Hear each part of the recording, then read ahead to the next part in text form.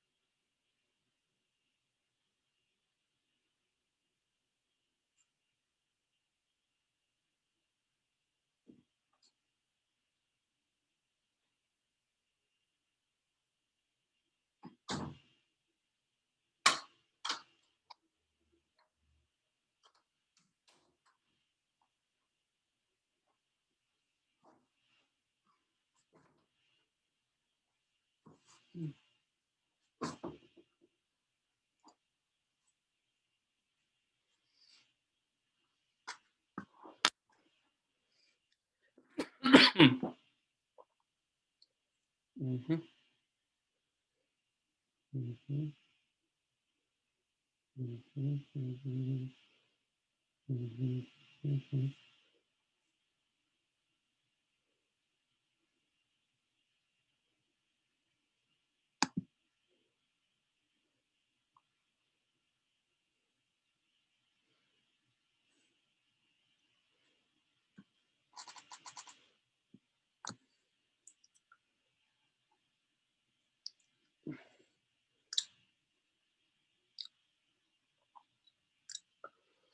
Okay.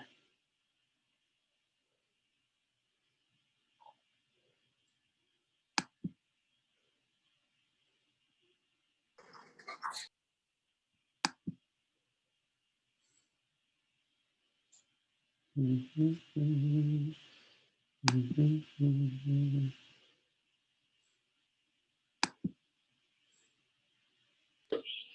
Professor. How are you doing? Oh, pretty good. How are you? Great. Actually, I wanted to ask you. There is nothing was mentioned on titanium about the final exam. When is it due, and Okay. when it will be? Yeah. The final exam is gonna be, just hold on a minute, and I'll tell you exactly when the final exam will be. Okay. The final exam is gonna be December 17 from 1 to 2:50 p.m. Okay, All got it? right. And there is also just two assignments are missing: the final exam and the class report. Is that correct? Yeah, the class report and the writing assignment. All right. Perfect. Yeah. So make sure that you submit those by the final day of the semester.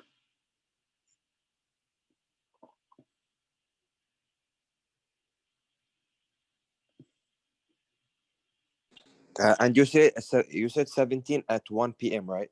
Yes. Until What's that? until what time? From 1 to 2:50 p.m. Oh, all right, perfect. Thank you. Mhm.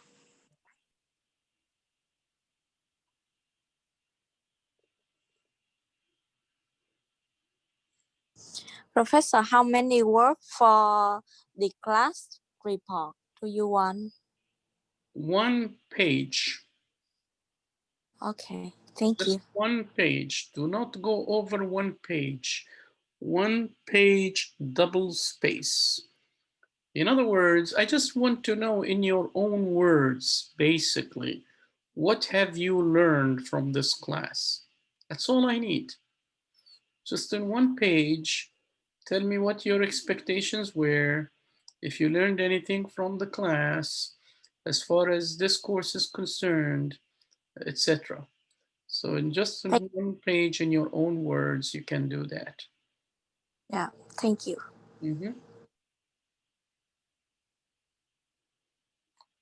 Okay, are there any other questions before we start?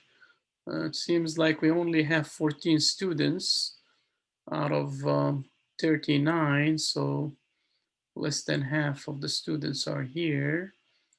But I'll just give it a couple of minutes more and then we will start. So in the meantime, any questions?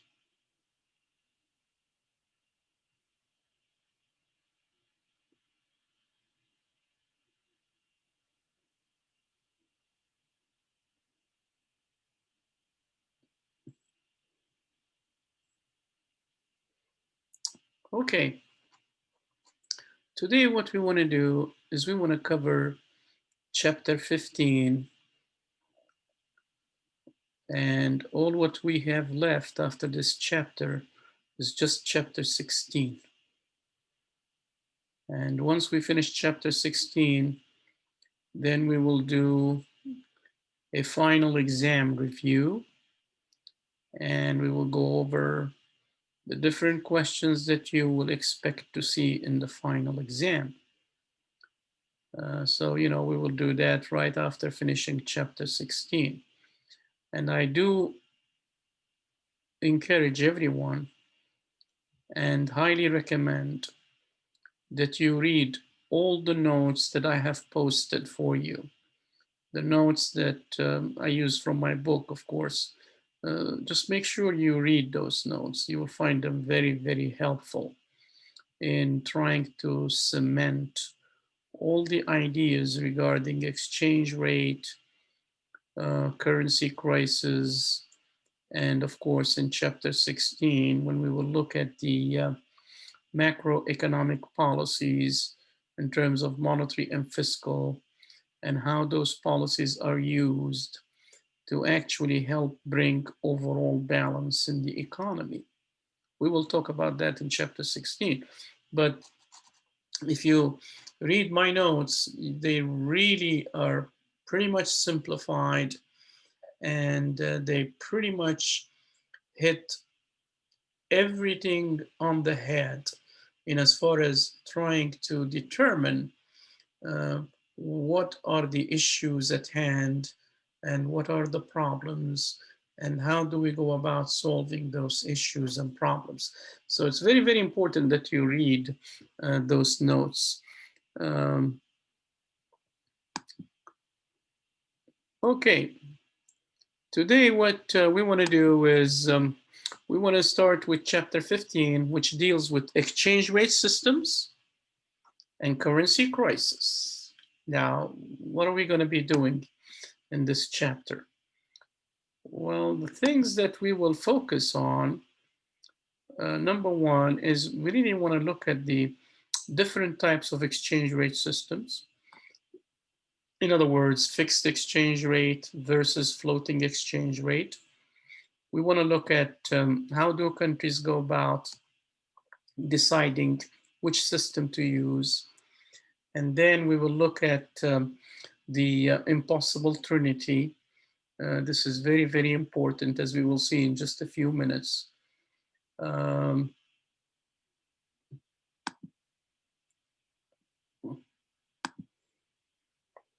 so in choosing an exchange rate system, a nation must decide whether to allow its currency to be determined by market forces, in other words, keeping its exchange rate floating, or if they want to fix the value of their currency by pegging it against some standard of value, whether it is gold, uh, dollar, euro, a basket of currencies, such as in the SDR.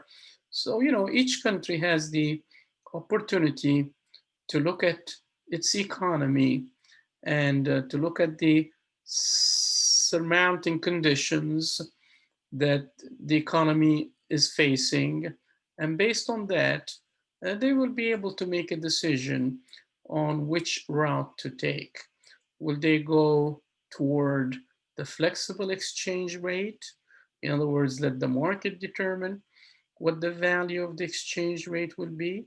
Or should they take the next route, which is fixing the value of their currency to some standard of value, whether it be dollar, gold, or whatever the case may be?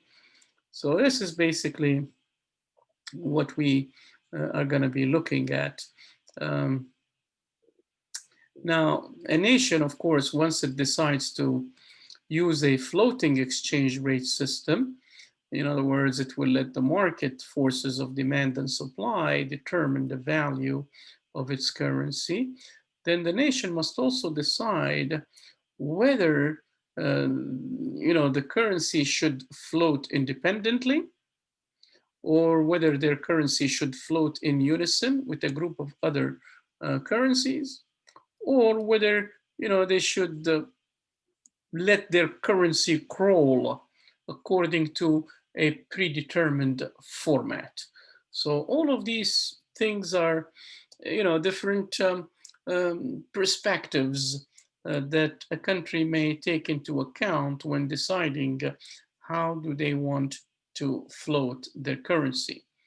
Now, if if the country decides to use a fixed exchange rate system, in other words, fixing its currency against some standard of value, the nation must then decide whether to anchor it to a single currency or whether to anchor it to a basket of currencies or to anchor it to gold, which obviously gold has not been used since 1971.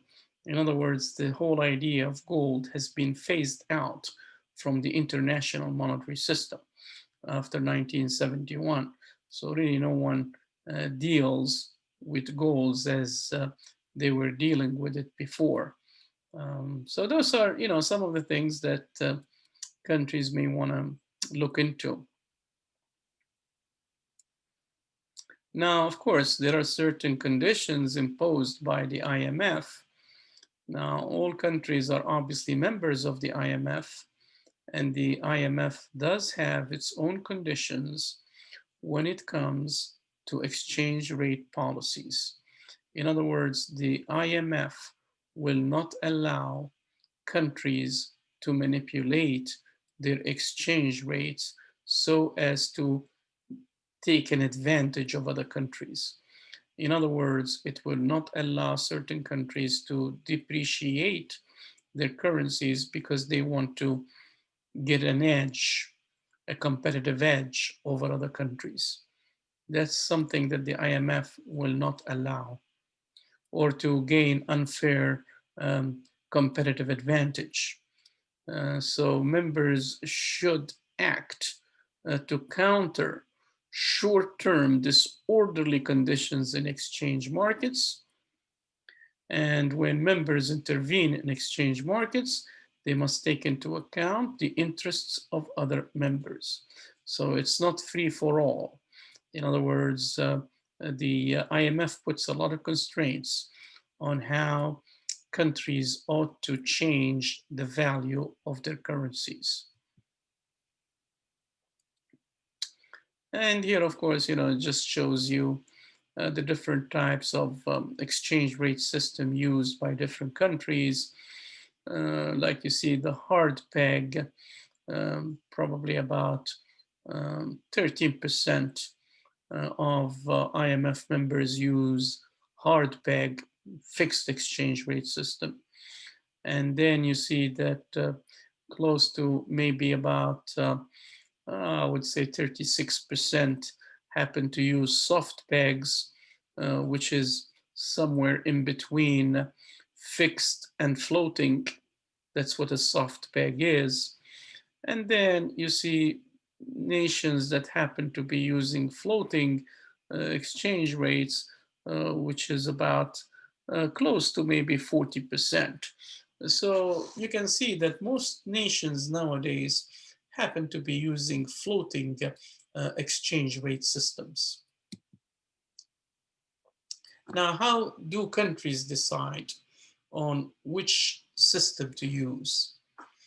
Well, your author really mentions about 5 main features or characteristics that will determine whether a country should use a fixed exchange rate or a flexible exchange rate. Now, what are those conditions? Well, number one, you got to look at the size and openness of the economy.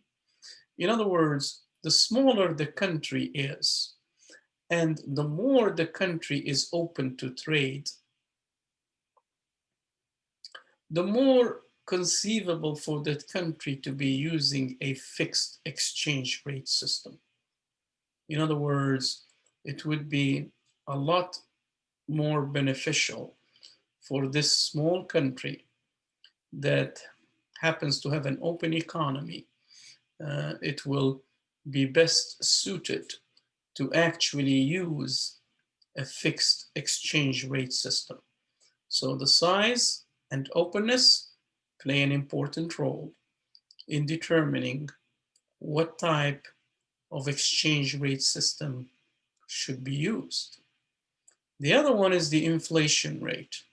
So if a country happens to be facing high rates of inflation relative to its trading partners, then it would make sense for this country to follow a flexible exchange rate system. Why? Because when the country follows a flexible exchange rate system, this will take off some of the heat that inflation brings in.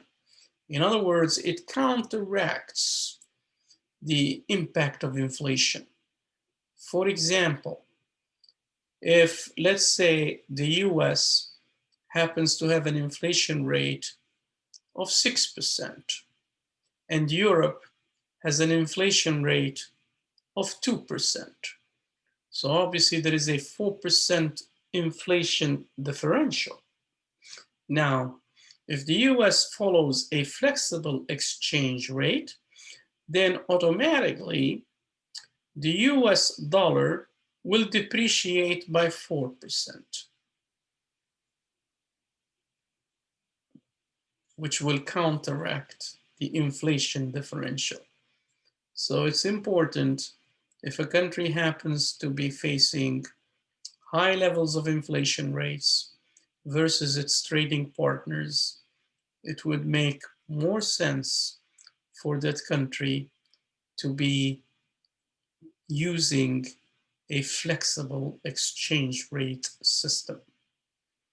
Okay, the other thing has to do with labor markets. If the labor market happens to be flexible, in other words, there is a lot of flexibility in the labor market, then in this case, it would be conceivable for countries, obviously, to have a fixed exchange rate system.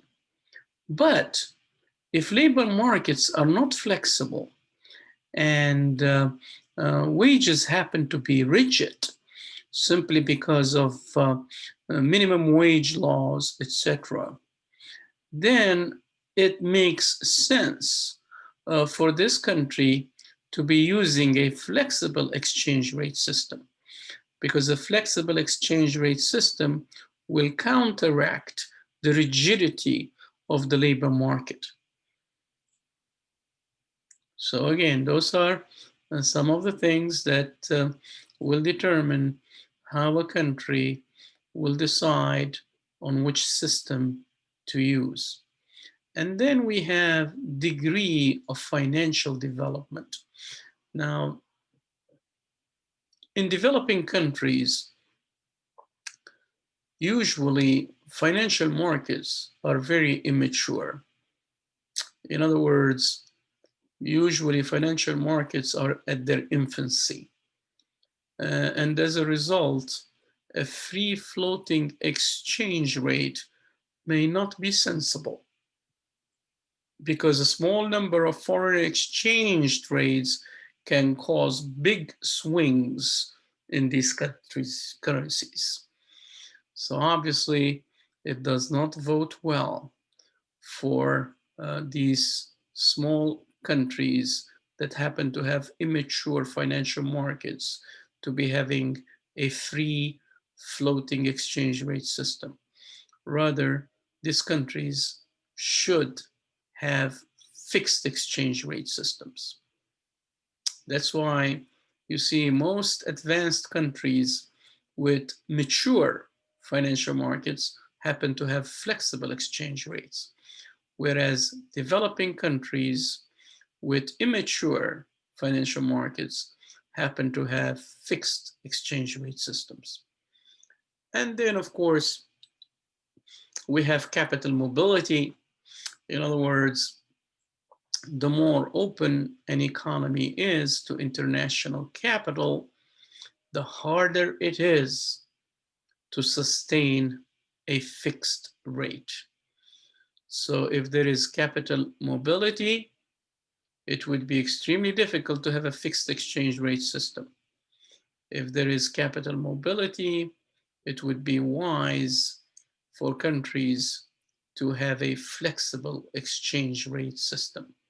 So those are basically some of the things that you want to, make sure you remember for exam purposes, I guess, to know exactly when countries will use a flexible versus a fixed exchange rate system.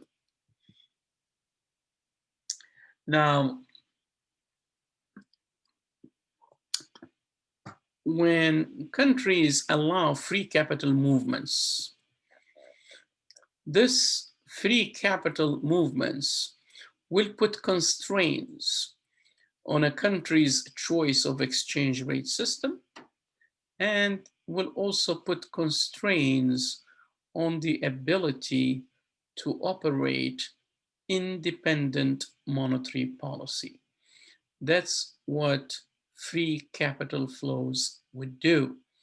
It puts many constraints on a country's choice of exchange rate system and also on the country's ability to operate independent monetary policy.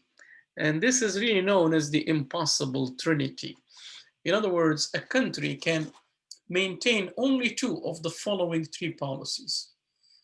In other words, all of these three policies, every country would like to have, because these are objectives, goals, like free capital flows, fixed exchange rate system, independent monetary policy. Every country would like to have those three. However, in reality, each country will only be able to implement two of this at a time. So by implementing two, you have to give up the third one. You can't have all three. And this is known as the impossible trinity. You cannot have free capital flows, fixed exchange rate system, independent monetary policy all at once. It's impossible.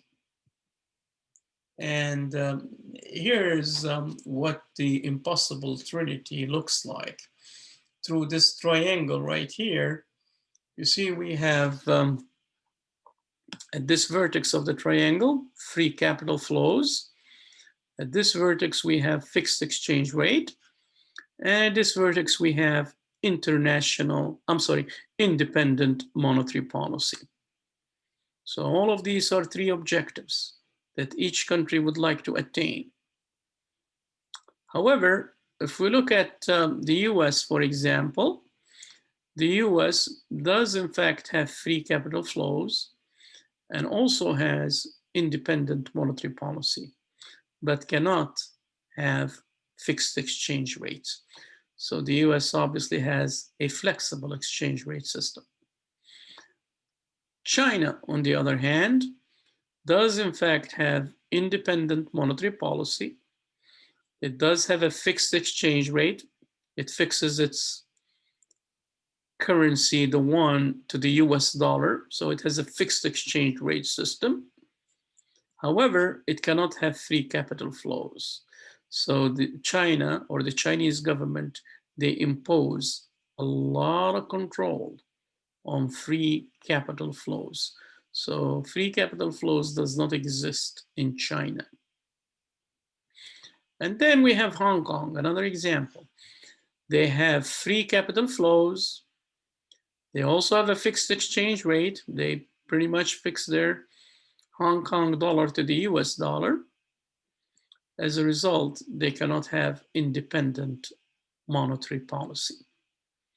So these are the types of constraints that governments face when it comes to achieving the trinity. It's impossible to do. What was free capital flow again? One more time, please. What's that? The free capital flow. Will you go over that just real quick, please? Yeah, free capital flow. That means you can allow capital to flow in and out of the country without any controls. Money can go in and out. No restrictions. Is that specific to a certain type of currency, or is that all currencies? All currencies. All currencies. Okay. You can move it in and out at will. There's no one that's going to tell you, no, you can only move, let's say, $100,000 today, and tomorrow you can only move 30,000. No, there's no restrictions. You can move as much as you want, as long as you have that money. The money belongs to you. You can move it in and out, no restrictions. Okay. All right.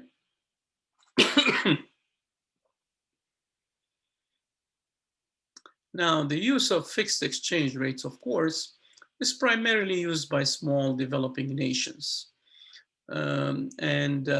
Usually what these nations would do is that they will, you know, obviously, you know, I mean, used primarily by small developing nations with currencies anchored to key currency, like, for example, maybe the US dollar or the euro, or I don't know, a basket of currencies. Um, um, and key currency here, of course, what we mean by key currency is simply currencies that are widely traded on world money markets. Uh, and these key currencies will demonstrate, obviously, relatively stable values over time. And they are widely accepted as means of international settlement. This is what we mean by key currency. These are the three main features of key currencies. And usually, you know, when small countries decide to fix their exchange rates, they usually use a key currency as their anchor.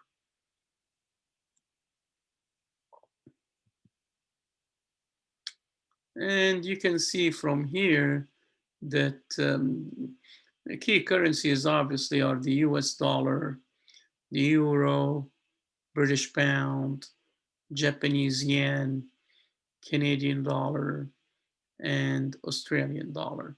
And you can see here that 63% of all countries happen to use the US dollar as their foreign exchange reserves. What comes second here, distant second, is the euro, 22%. And then, of course, British pound 4, Japanese yen 4, and then, of course, Canadian and Australian.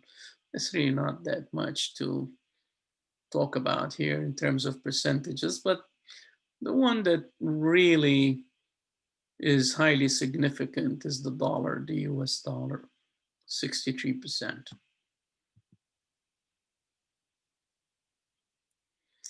Okay, so this, by the way, we just talked about that, so we don't want to repeat ourselves here. Now, going to the fixed exchange rate system. Once a country decides to use a fixed exchange rate system, the first thing they need to do is they need to define what we call a par value for their currency. They have to, because the par value will determine what the official exchange rate. And they need to define that par value in terms of gold or other key currencies. For example, a country may decide to define the par value of its currency in terms of gold, or in terms of the US dollar, or in terms of euro. So that's the first thing that they need to do. They must define a par value or an official exchange rate. And then, of course, you have to establish, you know, what we call an exchange stabilization fund. Now, this exchange stabilization fund will have the responsibility of maintaining the official exchange rate or the par value as defined by the central bank. If it goes up or below this par value, then the exchange stabilization fund will intervene in foreign exchange markets and will purchase or will sell foreign currencies in order to maintain the par value of the currency in question. Is this understood?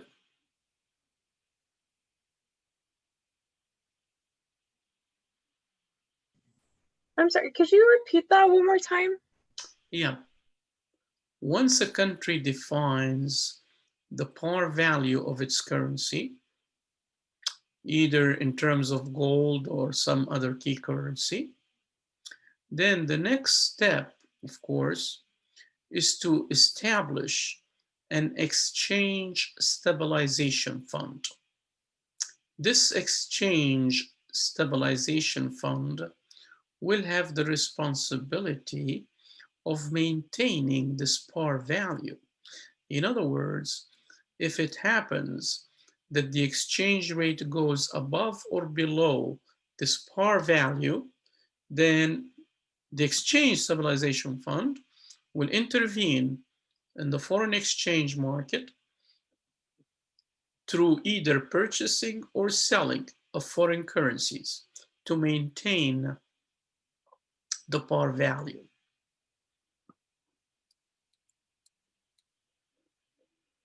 Thank you. Okay. Now, let's look at an example here. And let's see how the stabilization fund intervenes. So let's look at this example here. There are two examples. We'll just look at one. Preventing the dollar from depreciating. Let's say, for example, we have the initial demand, D0, initial supply, S0, and at this point, where demand and supply intersects, this will determine what the exchange rate is, which is 2.8. And this is the official exchange rate. So the Federal Reserve defines the official exchange rate of the US dollar in terms of pounds to be exactly equal to 2.8. Now, let's say for some reason there is a sudden increase in the demand for pounds. So the demand curve shifts to the right. As a result, now we have a new equilibrium, which is at 2.9, which is different from the par value, the official exchange rate. In other words, the dollar has depreciated. And the Fed does not want to see that. They don't want to see the dollar depreciate. They don't want to see the dollar move from its par value. So what does the Fed do? The Fed instructs the stabilization fund to intervene into the foreign exchange market by actually buying dollars and selling pounds. So the Fed will start selling pounds, British pounds, put more British pounds in the foreign exchange market. So what will happen to the supply of pounds here?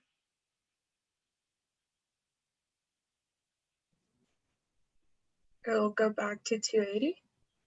Yeah. Supply will shift to the right. Very good. Supply will shift to the right. There will be an increase in the supply of pounds. Why?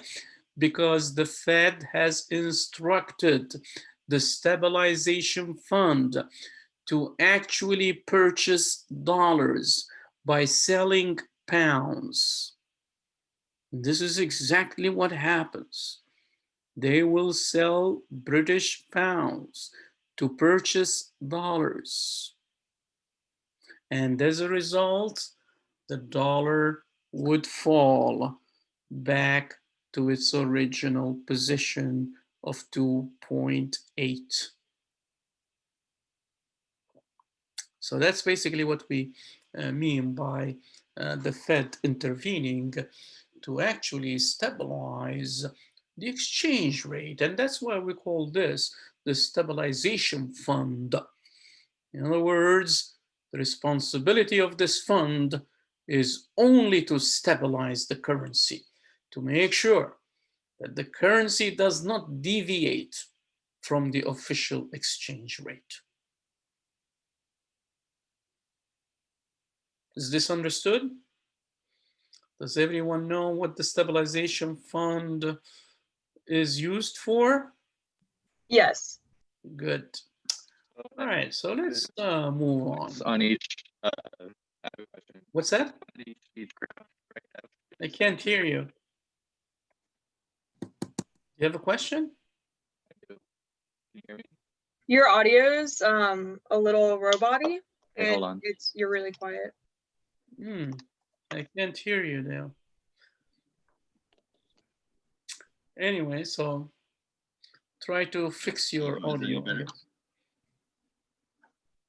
It's a little better. It's still kind of quiet.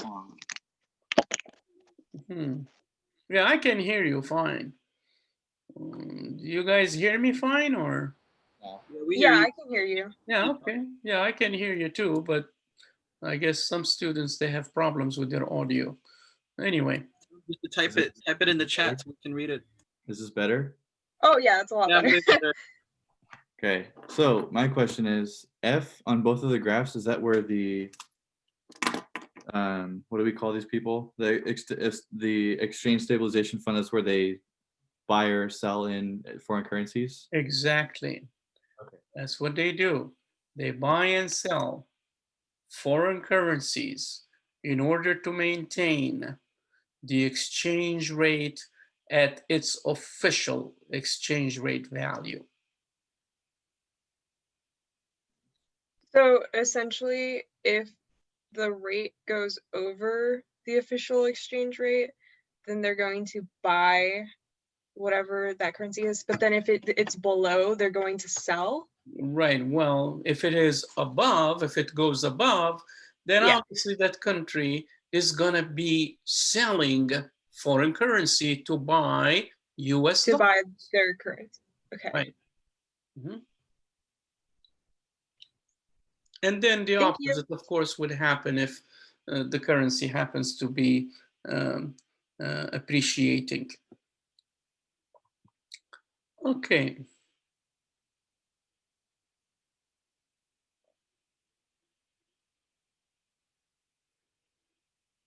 Okay, that's not something that... Now, nations may also pursue balance of payments equilibrium by devaluing or revaluing its currency. For example, if a nation finds that it is experiencing trade deficits, then what this nation can do is that it can start devaluing its currency in order to get rid of that deficit. However, if a nation happens to be facing a trade surplus, then in order to get rid of that surplus, the nation will have to revalue its currency. So that's basically usually how nations go about deciding whether to devalue or revalue their currencies based on their trade balance, whether they have a trade deficit or whether they have a trade surplus. And nations are allowed to actually do the necessary devaluation or revaluation, but only in the short run, only temporarily. In other words, the IMF will not permit countries to go on a free spree, if you will, in as far as devaluing or revaluing their currencies just to attain equilibrium in their trade balance. They can only do it temporarily in the short run. However, over the long run, they are simply not permitted to do that. So it's very, very important for countries to note that.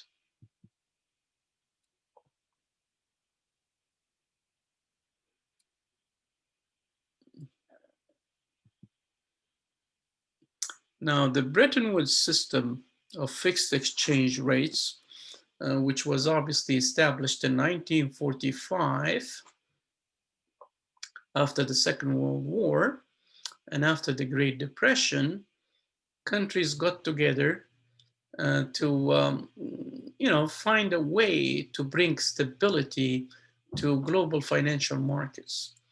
And they felt that one of the ways to bring stability to global financial markets is to have what we call a fixed exchange rate system.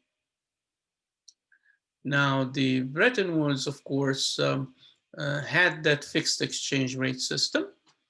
However, after that, it lasted from 1945 to about 1971. In 1971, that fixed exchange rate system was abandoned and was replaced by what we call an adjustable pegged exchange rate, which simply means a fixed exchange rate system, as well as the freedom to make changes whenever necessary to your exchange rate. In other words, to adjust the fixed exchange rate. And that's known as the adjustable pegged exchange rate. And under that system, of course, currencies are pretty much tied to one another. Nations could repeg its exchange rates via devaluation or revaluation policies. Nations can also use fiscal and monetary policies to correct payments imbalances. So all of these things were pretty much part of the adjustable pegged exchange rates. And many countries were obviously following that type of system, the adjustable pegged exchange rate system, which is basically a combination of fixed and floating exchange. Not exactly floating, because what nations were doing under the adjustable pegged exchange rate was simply to repeg their currencies whenever they feel the need to actually make the necessary adjustments. Now, countries obviously were given the right to make those changes up to 10% without permission from the IMF. However, if they needed to make adjustments or to repeg their exchange rates for more than 10%, then they have to get special permission from the IMF. So that's basically what the adjustable pegged exchange rate system is. Now, there are, of course, operational problems with the adjustable pegged exchange rate system. One of those operational problems simply has to do with currency devaluation as simply being undesirable. Why? Because when countries are involved in devaluing their currency, this will give the wrong message to the rest of the world. What kind of message does it give? It gives the message that the country is really not able to take care of its economy. It's not able to manage its economy correctly. It has failed to manage its economy.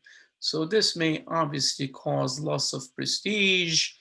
It may cause a lot of weaknesses. And, you know, countries try to avoid that.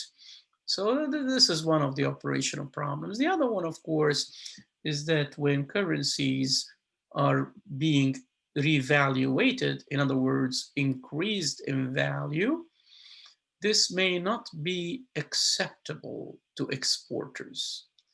So countries may actually find a lot of opposition from exporters who would complain that, hey, what you're doing by revaluing the currency is that you're really putting us at a disadvantage with our foreign competitors. So again, currency devaluation and currency revaluation, even though they are permitted by the IMF within certain limits under the adjustable pegged exchange rates, they do face a lot of operational problems. Is this understood?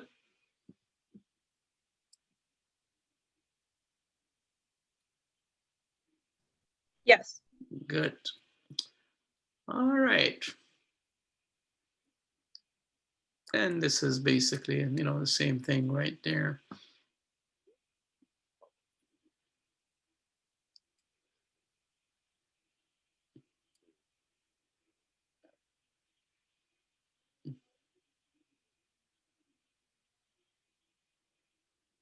And floating exchange rates, or a flexible exchange rate, of course, simply means that currency prices will be established daily in foreign exchange markets through what? Through the forces of demand and supply. Um, and there are basically no restrictions imposed on these type of markets, basically. So everything is done through the forces of demand and supply. And you know, the equilibrium exchange rate will always be attained through demand for and supply of the home currency. And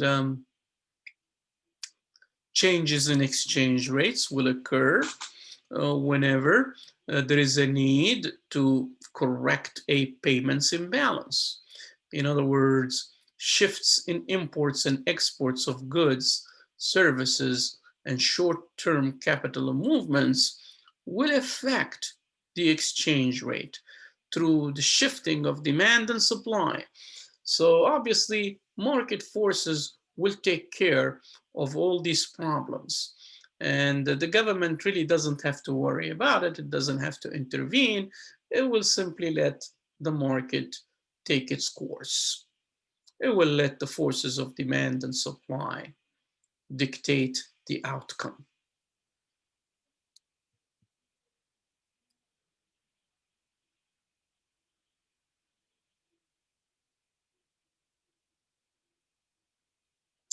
Now, of course, the good thing about having a floating exchange rate is that the government really doesn't have to worry about the added costs. In other words, if the exchange rate promotes market equilibrium, monetary authorities will not need international reserves to intervene in the market to maintain exchange rates at their par value, simply because these countries are not following a fixed exchange rate system. Therefore, they don't have to intervene in the marketplace to actually buy or sell foreign currencies, which is a good thing. Now, for small countries, the cost can be prohibitive. In other words, can you imagine if a small country has to maintain a fixed exchange rate, and this small country has to continuously intervene in the foreign exchange market to maintain that fixed exchange rate? They simply have to come up with the necessary foreign currency to actually buy and sell, if you will. And this can be very prohibitive. And that's why a lot of these small countries sometimes give up on a fixed exchange rate system. They simply cannot do it. They cannot keep up with it. It's just too costly. And they simply give up the fixed exchange rate system and pursue a floating exchange rate system instead. Here, of course, shows you exactly what happens in the free market when demand and supply changes. It shows you exactly what the effect would be on the exchange rate. So when there is an increase in demand, you can see that the dollar depreciates. And when there is a decrease in demand, you see the dollar will depreciate. And this is basically what will happen in the free floating markets. The market forces will determine exactly the direction in which the exchange rate will move.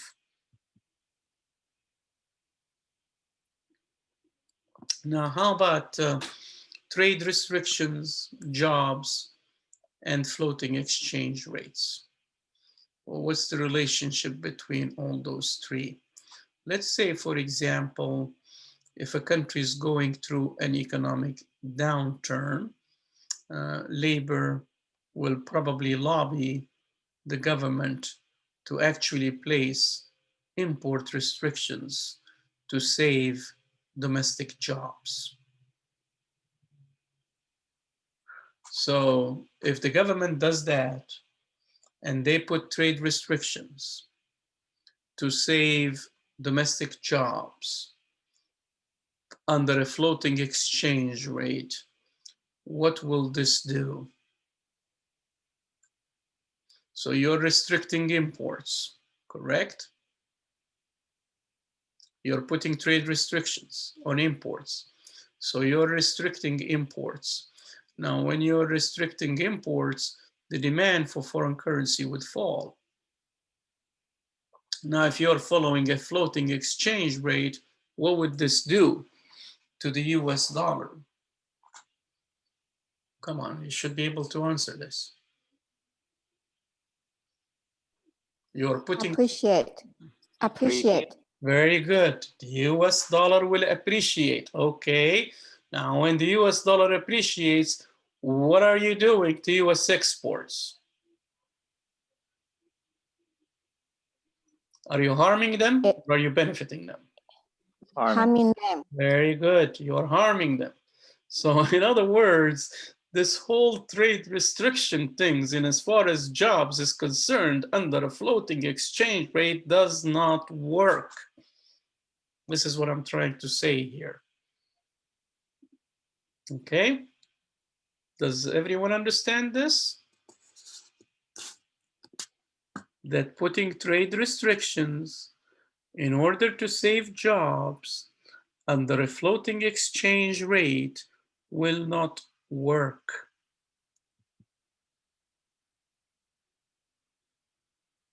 In other words, as your author says here, it may help one industry, it may shift jobs from other industries to the protected industries, but there will be no significant impact on aggregate employment. Short-term employment gains in the protected industry will be offset by long-term employment losses in other industries. So again, this policy is not going to work. Now let's look at the arguments for and against floating rates. Now, what are the arguments for floating exchange rates? What do you think the benefits are for having a floating exchange rate?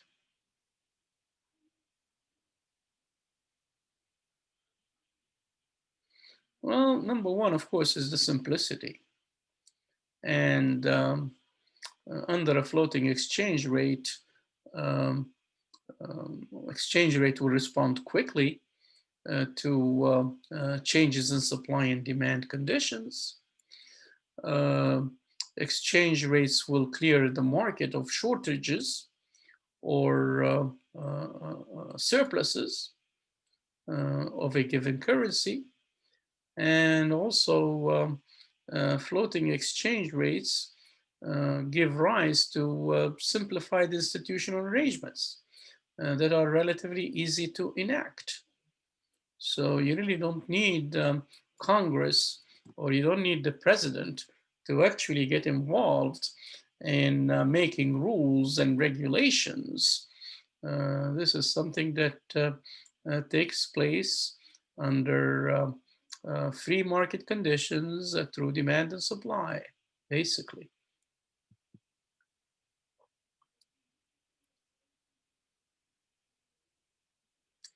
And also a good benefit, it simply leads to the continuous adjustment in the balance of payments.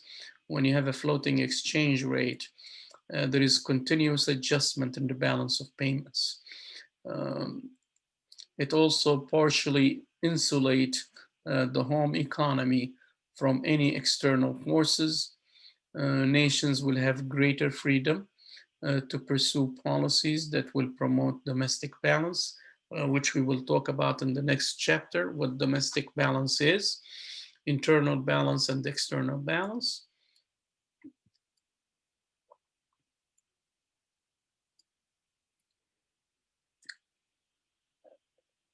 Now, there are arguments, of course, against using floating exchange rates. Now, one of the most familiar arguments used is that of an inflationary bias. In other words, when countries use floating exchange rates, usually central banks, they do not have any limitations in as far as expanding the money supply is concerned.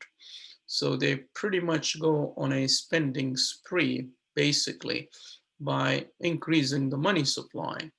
And this will tend to bring in inflation. And this is a huge problem. That's why for countries that happen to be facing high rates of inflation, it's a lot better for these countries to actually pursue a fixed exchange rate system, because this will put financial discipline into central banks. In other words, they can't increase the money supply anytime they want, because they have to worry about meeting the fixed exchange rate system. But if they are following a floating exchange rate, then there are no limitations as to how much money supply you're going to be expanding. So this is basically one of the argument against the floating exchange rate, which is the inflationary bias.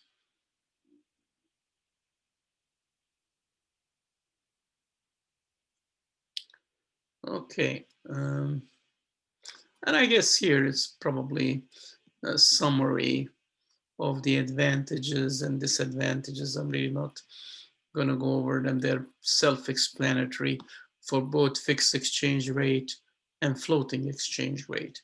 There are costs and there are benefits to each system.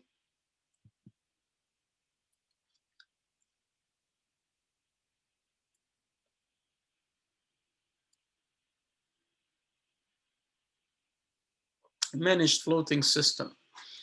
Now, there are informal guidelines that are established by the IMF for coordination of exchange rate policies. In other words, nations might intervene in exchange markets to avoid exchange rate alterations that would weaken their competitive position.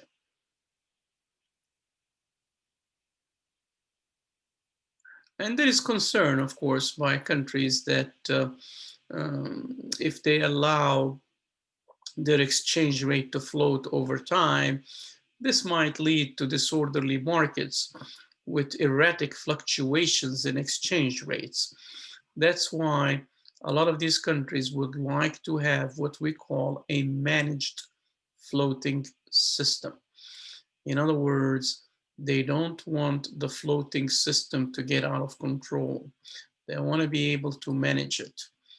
And this will entail that the central bank will have to intervene to make sure that the exchange rate keeps within certain boundaries.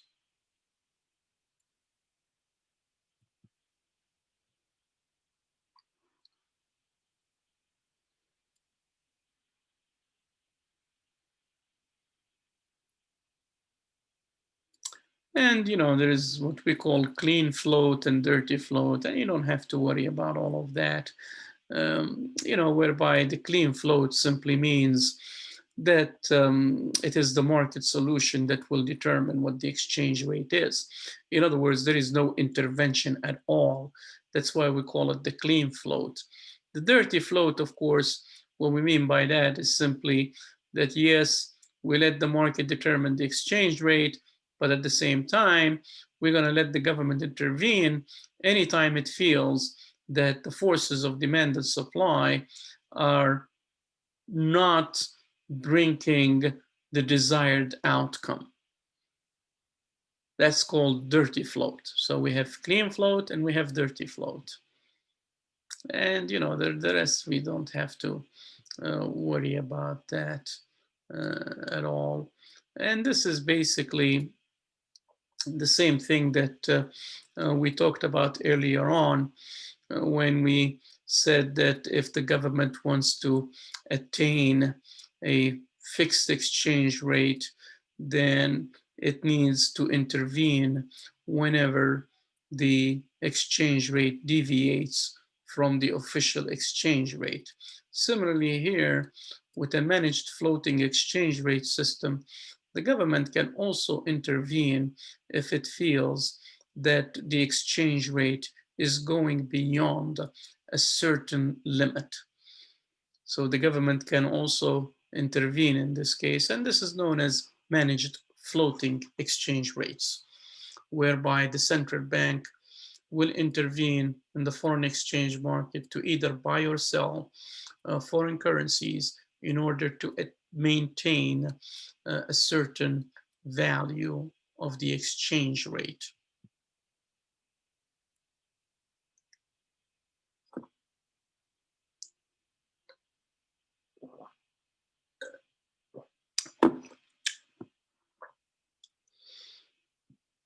Now, exchange rate stabilization and monetary policy.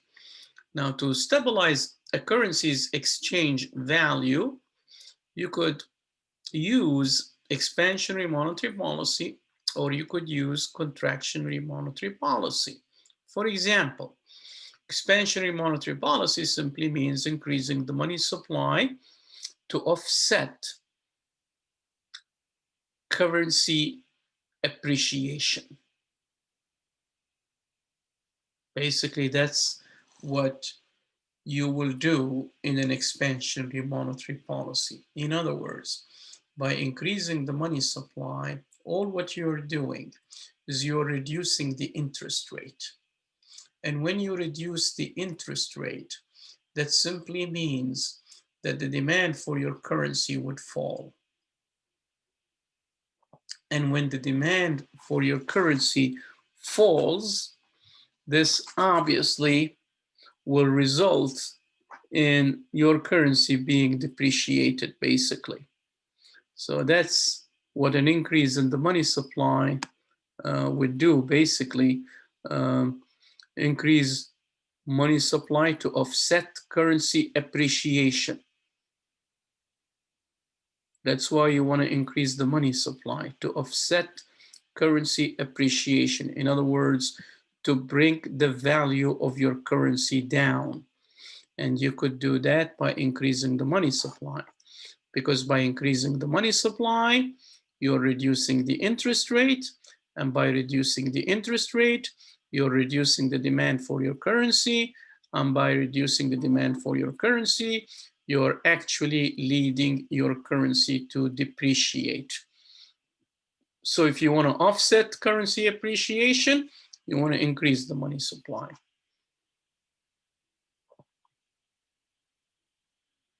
Now, if you want to offset currency depreciation, you want to use contractionary monetary policy. You want to decrease the money supply, because by decreasing the money supply, you're increasing the interest rate. And when you increase the interest rate, you are increasing the demand for your currency. And when you increase the demand for your currency, you are actually appreciating your currency. So if you want to offset currency depreciation, you want to use contractionary monetary policy. If you want to offset currency appreciation, you want to use expansionary monetary policy. Is this understood? Does everyone know how this works? Yes. Okay, remember this, very important. Question, likely question in the final. When is expansionary monetary policy used? And when is contractionary monetary policy used? Are they used to offset currency appreciation? Are they used to offset currency depreciation? So this is very important to note this. And also the mechanics. How does it work? Okay, you increase the money supply, and then what? Or you reduce the money supply, and then what? So just make sure you understand these things.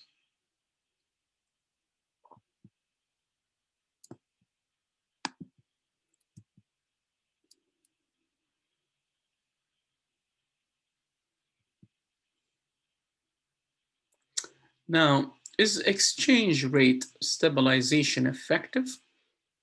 Well, as your author says here, it may be useful when exchange rate is under speculative attacks. And it also may be helpful in coordinating private sector expectations, basically.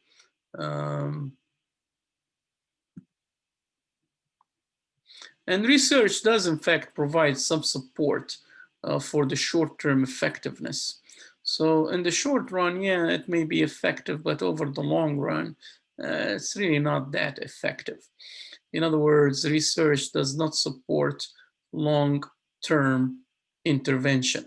So yeah, you may want to do it over the short term. It has its effect, but if you want to continue doing the same thing over the long run, then obviously this is really not going to do anything, basically. So exchange rate stabilization can be effective only in the short run. So again, remember that for exam purposes too. Is exchange rate stabilization effective? And your answer would be yes, but only in the short run. In the long run, no. Okay.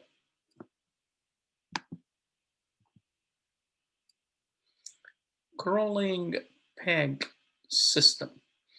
Now, what does crawling peg exchange rate system mean?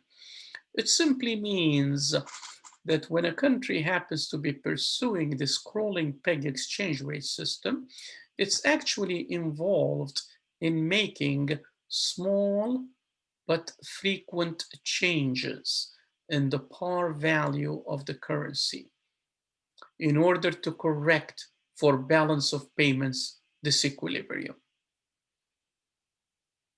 And the process of exchange rate adjustment is continuous for all practical purposes under the crawling peg system. And this is basically used by nations with high inflation rates. So those nations that happen to be facing high inflation rates, their best bet would be to use a crawling peg exchange rate system. Now, the good thing about this is that it combines flexibility of floating rates with stabilities that are usually associated with fixed rates.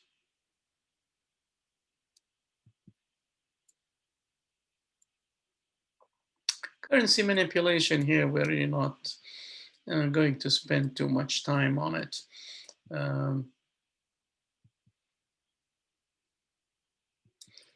And I guess, this is all that we will be interested in. The rest is not something that, you're going to be tested on. So I'm really not going to pretty much. Now, is China a currency manipulator? Now, according to the IMF, no. China is not a currency manipulator. Even though the US has said many times that China is basically a currency manipulator.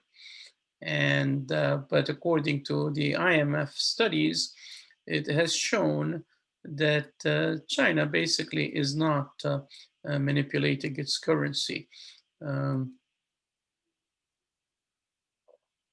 China is doing what it has to do, basically, in order to keep its workers or its labor force employed, and to try and maintain its competitiveness with the rest of the world. For that reason, it is obviously fixing its currency to the US dollar. So that's all what China is doing. In fact, what China is doing with a lot of the dollar reserves that it has, it's actually bringing it back and investing it in the US by purchasing US Treasury bills. That's what China does. And again,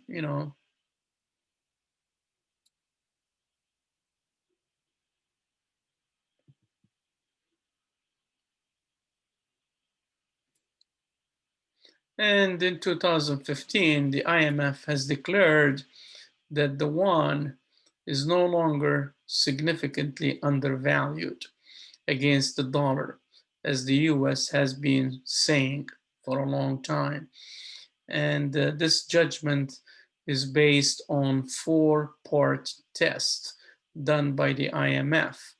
And obviously you can look at those 4-part tests to show that, yeah, China is basically not a currency manipulator. However, the US has disagreed with the assessment, maintaining that the yuan still remains significantly undervalued. Okay, so I guess we're just gonna leave it right there.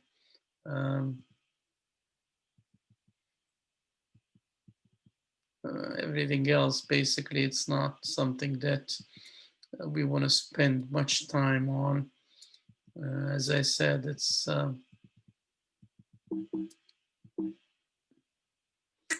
yeah. Are there any questions?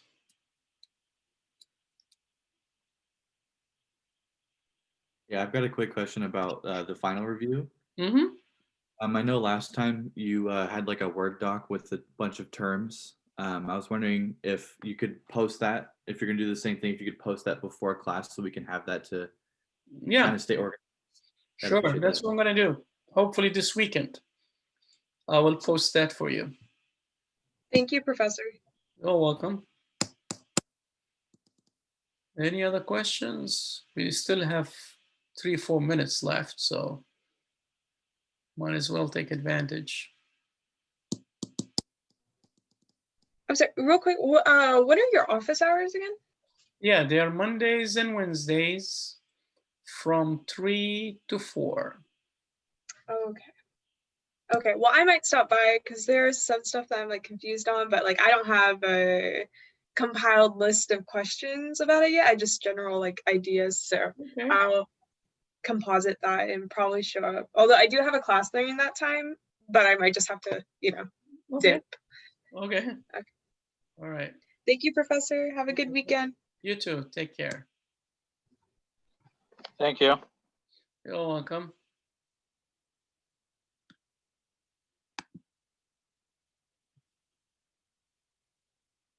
Okay. So Professor, you sounds a little bit better than Tuesday. Yes, absolutely. Yeah, I'm a little bit better now. I think I'm 80% right now. That's great. Yeah, which is good. 80%. Yeah, I still have about keep 20. doing. Take Yeah. care. Yeah, I know. It's tough. It's tough, really. Especially with the chest pains that you get from coughing. It really puts a toll on you. That's terrible. Very, very terrible. Yeah, it puts a toll on I have a quick question for you about the homework 6. Mm-hmm. The number 14, the A part, is asking what is the real interest rate in each nation? Hey, just a minute. Can you tell me the page number? Page 422. 422. Okay, let's see, 422. 422. 422. So did I just And this question, what number? 14.8? 14. So did I just use the formula you post on your note to Yeah. use the real interest rate of the US equal to nominal interest rate minus inflation? Correct. So Yes. it's 8% minus 10% equals to Negative. Very 2%. good. Negative And 2. then for the UK, same thing, you use the 6% minus 4% equal positive Correct. 2%. Mhm. Okay. So now where would you invest? In the UK or in the US? Oh, you invest in UK. Very good. So now you will have the flow of funds going from where to where? You from US to UK. Very good. Yeah. So Yeah, cash flow, yeah. yeah, so I guess you got the answers. And then since the demand of pound is increasing, so demand of pound shift to the right, the Mhm. US dollar become depreciate. Correct. Mhm. That's the C. Yes. That's my answer. Yeah. What impact Okay. do these investment flows have on the dollar's exchange value? So you know that the demand for foreign currency will shift It's to the increasing. right, Yeah, which would mean the exchange rate would increase, yeah, right. which would mean the dollar will. Depreciate. Very good. Yeah. So you got the answers, basically. Okay. Okay. Yeah. Well, thank you. No problem. And by the way, is it one question that you have for the homework or is it two? Well, the other one, maybe I can go through with you because sometimes I'm a little bit confusing about that. For the question A, the 11 point Okay. A, And I disagree with that saying. sure, you can agree or disagree, but you have to explain why. Yeah, for A, I say I disagree because if it nation's inflation rate is lower than the other nation, so means the goods, the nation's price of these goods, it's become cheaper. So if it's cheaper, the consumer will not necessary to buy the import goods. So the demand for the foreign currency will decrease. So then the demand of the foreign currency will shift to the left. And that way will lead this nation's dollar to become appreciate. Yes. Yeah. So when the question asking is will depreciate, so that's why I say I disagree. Yeah, that's fine. Yeah, as long as you can explain why, that's okay. Okay. No problem. So do I need to use that? Remember the chapter have the, let me see the page. In our textbook, it show the supply and demand line for the currency exchange on chapter 12. I was wondering whether that will help that the graph. Yeah. Should we use that or should we not use that? It's a page 401. Yeah, it's up to you. I mean, you could use it if you feel it's going to help you. But what is the best way to not become confused? Why? Why are you confused? I mean, you know, if you find that the graph is going to help you answer the questions, then use it. No, I say, do you have any tip to suggest what is the best way and one make confusing to do what? Sometimes to decide. To answer which question? Any questions? any questions will come along. Mhm. You can use graphs, yes. That will help you answer any Mhm. questions. So But if you use how the come graph, how come on the page 401 on the 401, yeah page let's 401 401. the top part have Yeah. supply and demand curve, Mhm. but for the bottom part C and D Mhm. only mainly it's the demand shift. So is this related to, do I need to, when I look at the question, do I first think about Yeah, because these graphs are related to inflation differentials, productivity differentials, uh, consumer tastes and preferences, and trade barriers. Yeah. Yeah, So some, see that the graphs C only have the original supply curve, right, but have the demand shift to okay. the right. So as the D, but for the graph A and B have both supply and demand shift. So Yeah, how can I? Depends. It depends on what you're doing. Like, for example, in part C, you're looking at consumer preferences. And here, all what you're doing is you're saying, suppose that US preferences are towards European goods. So obviously the demand for British pounds are going to increase. So only relate to demand, Right. doesn't happen to supply. No, nothing happens to supply. Okay, yeah. So I had to make sure I be able to tell immediately is it only demand or both. Yes. Okay. And the same thing with trade barriers. Thank you so much. Yeah, same thing with trade barriers. You only see demand changing. In other words, if we happen to be putting trade barriers on imports, then the demand for British pounds would fall. Nothing happens to supply. Supply stays the same. It's just the demand.